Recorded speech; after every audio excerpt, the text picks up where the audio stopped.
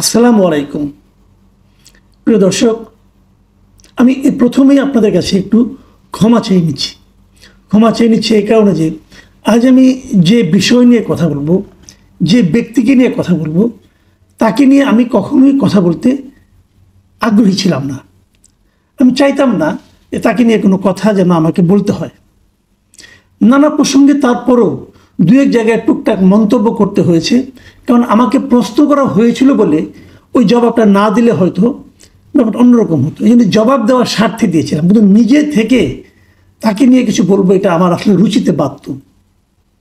কিন্তু আজকে বলছি এই কারণে সে একটা আমাদের জাতীয় নিরাপত্তাজনিত অস্থিরতার কারণ হয়ে প্রায় দাঁড়িয়েছিল। ঘটনাটা কি? ঘটনাটা হলো কালকে শেষ রাতের দিকে, গত রাতে ভোর রাত 4টার দিকে এই ভদ্রলোক প্যারিসে থাকেন, জানেন তাকে আপনারা সবাই, মিস্টার পিনাকি ভট্টাচার্য। উনি আমাকে নিয়ে বেশ কয়েকবার বিষোদ্গার করেছিলেন। একবার আমাকে চ্যালেঞ্জ করেছিলেন যে একটা বিষয়ে আমাকে মাপ চাইতে হবে, 7 দিনের মধ্যে মাপ না চাইলে উনি আমাকে প্রত্যাঘাত করবেন। তো আমি 7 দিনের মধ্যে মাপ চাওয়ার তো কোনো প্রশ্নই ওঠে না। উনি কি প্রত্যাঘাত করেছেন আমি এখনো টের পাইনি তার প্রত্যাঘাতের কি জোর ছিল। তো বুঝেছিলাম যে খালি করে সে বাজে বেশি, ওই দূরে বসে বসে ঘেউ ঘেউ করা যায়, কোনো ব্যাপার না। তারপরে দেখলাম কিছুদিন পরে উনি আমাকে একটা উকিল নোটিশ পাঠিয়েছিলেন। এটা আপনাদেরকে কখনো শেয়ার করা হয়নি, আজকে এই সুযোগে শেয়ার করছি। উনি আমাকে একটা উকিল নোটিশ পাঠিয়েছিলেন যে ওনার নাকি মানহানি হয়েছে আমার কারণে, এবং সেই উকিল নোটিশ ধানমন্ডির একটা ল ফার্ম থেকে এসেছিল। তো আমি দেখেছি, কী করবো, আমি রেখে দিয়েছি যে আমার কারণে তার মান সম্মান হানি হয়। এবং আমি আবার ভাবতেও বসলাম ওনার মান সম্মান আছে নাকি যে হানি হবে। যে হোক, মানে মান সম্মান হানি হয়েছিল। পরে আবার ওখান থেকে ওই ল ফার্ম থেকে একজন আমাকে একটা ফোন করেছিল যে আপনাকে একটা উকিল নোটিশ পাঠানো হয়েছে, আপনি কি পেয়েছেন? আমি কি পেয়েছি। তারপরে একটা জবাব দিয়ে আমি ওটা ফেলে রেখেছি, আমার যে ওয়েস্ট পেপার বক্স সেখানে ফেলে দিয়েছি। উনি তাড়াতাড়ি ফোন রেখে দিয়েছিলেন। তারপর কী হয়েছে আমি এখনও জানি না, ওনার মান সম্মান ফিরে পেয়েছেন কিনা তাও বলতে পারবো না। যাই হোক, এগুলো অন্য আলাপ, ওই আলাপে যাচ্ছি না। গত রাতে সেই লোকটা মধ্যরাতে আমাদের সময় ভোর 4টার দিকে উনি একটা ভিডিও লাইভ করেছেন, ফেসবুকে করেছেন, ইউটিউবে করেছেন। ভিডিওটার লেন্থ হলো 1 মিনিট 13 সেকেন্ড। সেখানে উনি কী বলেছেন আমি ভিডিওটা দেখাতে পারতাম, কিন্তু নর্মালি আমি আমার ভিডিওতে অন্য করে ভিডিও দেখাই না, এবারও দেখাচ্ছি না। আমি বরং আপনাকে পুরো ভিডিওটা পড়ে শোনাই। আমি পুরো ভিডিওটা নিজেই ট্রান্সক্রিপ্ট করেছি। উনি লিখেছেন, উনি বলেছেন, প্রিয় দেশবাসী, আসসালামু আলাইকুম। আজকে সেনাবাহিনীর 46 ব্রিগেডে এক ধরনের অস্বাভাবিক মুভমেন্ট লক্ষ্য করা গেছে। আশঙ্কা করা হচ্ছে সেনাবাহিনীর একাংশ থেকে একটা প্রচেষ্টা চলছে। আমি সেনাবাহিনীর জুনিয়র অফিসার ও সৈনিকদেরকে এই প্রচেষ্টা রুখে দেওয়ার আহ্বান জানাই। দেশবাসীকে এখনই রাজপথে নেমে আসার আহ্বান জানাই। সকল ছাত্রনিবাস থেকে মিছিল নিয়ে রাজপথে আসুন। এই রাতেই জনতা আপনাদের সাথে যোগ দেবে। আমরা ওদের দেখিয়ে দিতে চাই আমরা জেগে আছি, বিপ্লব জিন্দা আছে। প্রয়োজনে রাজপথে ইস্তাম্বুলের মতো শুয়ে পড়ে ট্যাঙ্ক আর আর্মার্ড ভেহিকেলের প্রতিরোধ করবেন। মাদ্রাসা থেকে নেমে আসুন আমার ভাইয়েরা সকলে, আজ রাতেই এটা আমাদের বাঁচার লড়াই। হাসিনার খুনে বাহিনীকে যারা বাঁচাতে চায়, যারা আবার দেশটাকে ভারতের তাবেদার বানাতে চায়, তাদের রুখে দিয়ে আমরা আমাদের স্বাধীনতা সার্বভৌমত্ব রক্ষা করব ইনশাল্লাহ। এখনই নামুন রাজপথে। এই রাজপথেই মুক্তি, এই রাজপথেই জীবন। প্রয়োজনে আবারও দেব 1 নদী রক্ত, কিন্তু বিপ্লবকে ধ্বংস হতে দেব না। ইনকিলাব জিন্দাবাদ। ভাই, আমার কণ্ঠস্বর খুব খারাপ, ওনার মতো করে বলা সম্ভব না। উনি ভরাট গলায় বলেছেন এবং মনে হয়েছিল যেন উনি একটা দেশ নায়ক এবং বিপ্লবের জন্মদাতা। উনি এরকম ওনার ভাবভঙ্গিতে মনে হচ্ছে, যেরকম আমরা শুনেছিলাম 7ই মার্চের ভাষণ, জলদ গম্ভীর কণ্ঠে শেখ মুজিবের ভাষণ, যেরকম আমরা শুনেছিলাম জিয়াউর রহমানের বেতারে স্বাধীনতার ঘোষণা, ওরকম ওনার ভাষণ, একটা অথরিটি নিয়ে উনি এই ভাষণটা দিয়েছেন। নেট রেজাল্টটা কি? কেন ওটা দিয়েছেন? কি হয়েছে এতে? আসলে কি 46 ব্রিগেডে কিছু হয়েছে? কেউ বলতে পারে না। 46 ব্রিগেড তবে খুব দূর নেই, দেশের মধ্যেই। ওখানে অনেক সেনাবাহিনী বিভিন্ন র্যাঙ্কের লোকজন তো আছে, আমাদের কিছু পরিচিত বন্ধু বান্ধব আছে। আমি কিন্তু জানার চেষ্টা করেছিলাম ভাই কী হয়েছে। কিছুই না, সবাই শান্তি মতো ঘুমিয়েছে রাতেবেলা, কোনো ঝামেলা তো হয়নি। তো উনি ফ্রান্সের প্যারিসে বসে কোথায় পেলেন এই ঘটনা? কোথায় পেলেন? শরাব টরাব পান করে বোধহয় মাথা খারাপ হয়ে গেছিল, কাজে এগুলি বলতে গেছেন। কিন্তু সেটা ব্যাপার না, উনি কি বলছেন, উনি কত বড় পাগল এটা প্রমাণ করে, কিন্তু আমার ব্যাপার না, ওটা নিয়ে মাথাও ঘামাই না। যার যত ইচ্ছা খাবে, যার যত ইচ্ছা পান করবে, তার ব্যাপার। আমার কথাটা হলো, ওনার এই কথায় যদি দেশের কিছু লোক বিশ্বাস করতো, কিছু লোক সাড়া দিত, কালকে দেশে কি হতো ভাবুন তো একবার, একবার ভাবুন। এই লোকগুলিকে রাজপথে নামতে বলা হচ্ছে, মাদ্রাসা স্টুডেন্টদেরকে রাস্তায় নামতে বলা হচ্ছে, ছাত্রাবাসের ছেলে মেয়েদেরকে রাস্তায় নামতে বলা হচ্ছে। তারা নেমে যখন তারা একটা প্রতিরোধ, একটা কুর প্রতিরোধ করতে যাইতো, তখন রাস্তা তারা কি করতো, ভাঙচুর করতো, আগুন দিত। আমি আমাদের দেশের মাদ্রাসা স্টুডেন্ট, স্কুল কলেজের স্টুডেন্ট সকলকে ধন্যবাদ জানাই যে আপনাদের বোধ বুদ্ধি এই পাগলের মতো নয়। আপনারা বুঝতে পেরেছেন যে এই নামাটা হবে একটা হাস্যকর কাজ। সে কিন্তু খুব সিরিয়াস ভঙ্গিতে বলেছেন, এবং কেবল বলেনি, উনি আবার একটা পোস্ট আকারে লিখে ওনার ফেসবুকে দিয়েছেন। কি বলেছেন ভাবুন একটা কথা। এক নম্বর হলো, উনি সেনাবাহিনীর অফিসারদের, সিনিয়র অফিসারদের বিরুদ্ধে জুনিয়র অফিসার এবং সৈনিকদেরকে উস্কে দিয়েছেন যে তোমরা মাঠে নামো। যদি তার কথা কেউ শুনতো, যদি এমন হতো একটা জুনিয়র অফিসার নামলেন রাস্তা রাতের বেলা, দেখা হলো কোনো সিনিয়র অফিসারের সঙ্গে, হয়তো তাকে মেরে দিতে পারতেন। আবার ধরেন যদি তার কথা শুনে ছাত্ররা নেমে আসতো, কি হতো? এবং তারপর আবার কিসের বিপ্লব জিন্দা আছে, ভাই বিপ্লবটা কোথায়? কিসের বিপ্লব? আমরা যে গণ অভ্যুত্থান করেছিলাম এই দেশের মানুষ, আপামর জনসাধারণ, সেই গণ অভ্যুত্থানের পিনাকি আপনি ছিলেন না, আপনি দেশে ছিলেন না, ওখানে বসে বসে জ্ঞান দিছেন। দূরের থেকে অনেক সুন্দর মনে হয় সবকিছু, আসেন না কাছে, 1 বছর তুপ্র হয়ে গেল, দেশে আসেন না কেন? কারণ আপনি ফ্রান্সের প্যারিসের আরাম ত্যাগ করে এই দেশে আসতে পারছেন না। ওখানে যত সহজে আপনারা পানীয় পাচ্ছেন, ওই পানীয় এখানে পাওয়াটা আপনার জন্য কঠিন হয়ে যাবে। মধ্যে কথা ওইটা, ওখানে আপনি যে জীবনযাপন করেন সেটা ত্যাগ করে আপনি এখানে আসতে পারবেন না। আপনি উস্কাচ্ছেন কেন?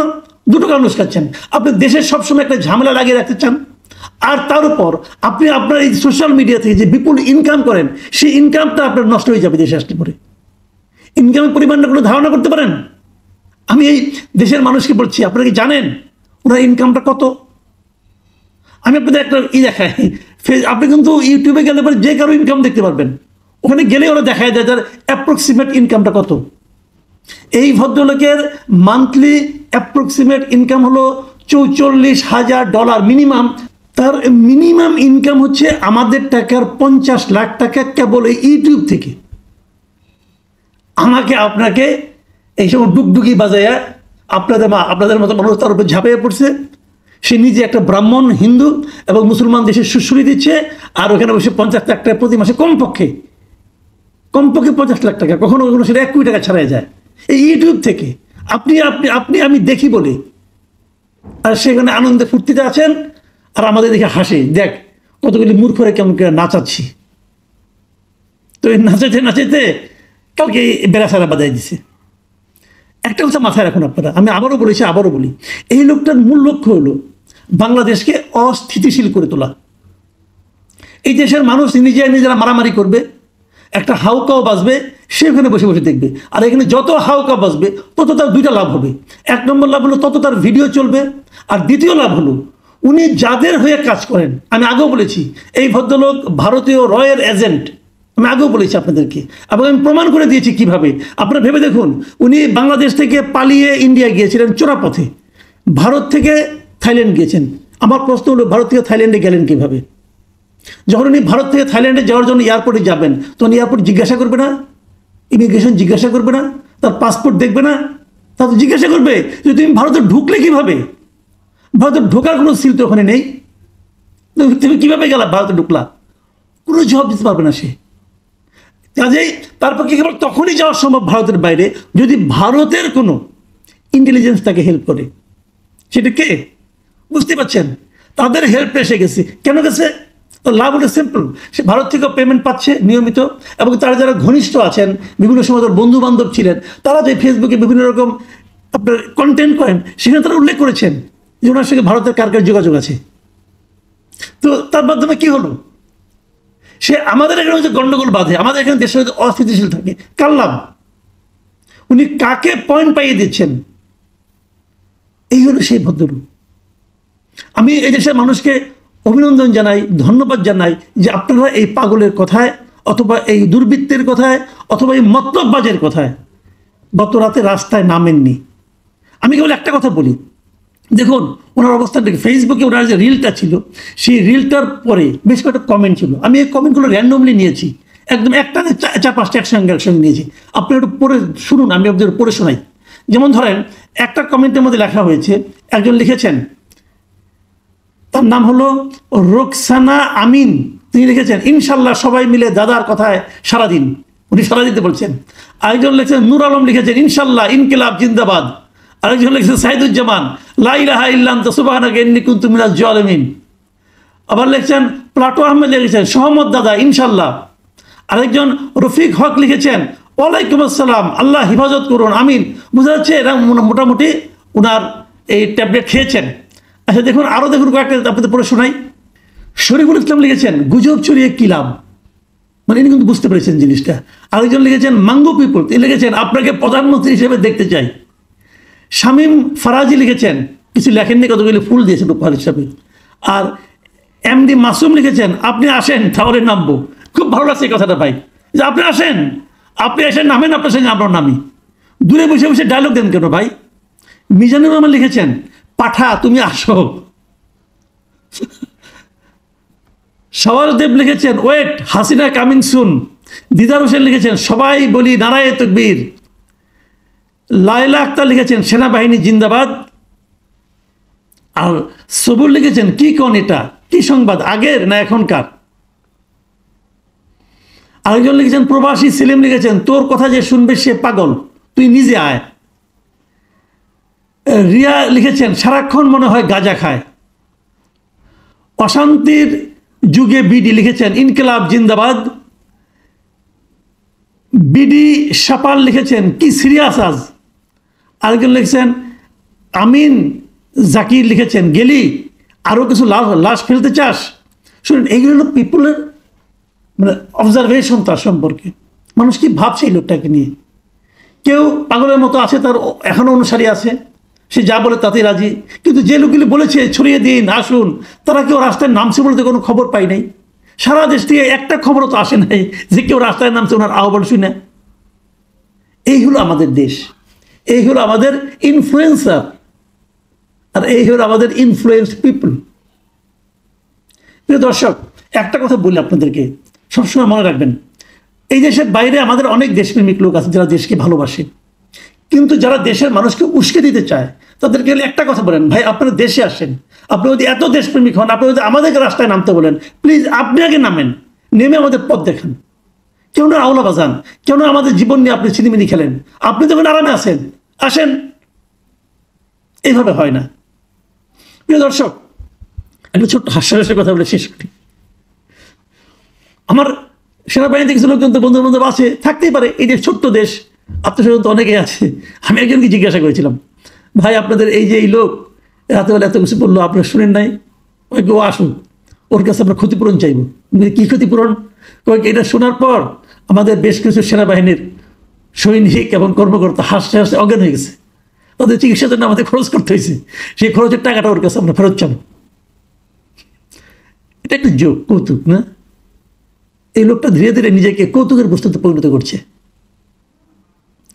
প্রিয় দর্শক, আপনাদের কাছে দোয়া চাই আমাকে যেন এই লোক নিয়ে আর কখনো কথা বলতে না হয়।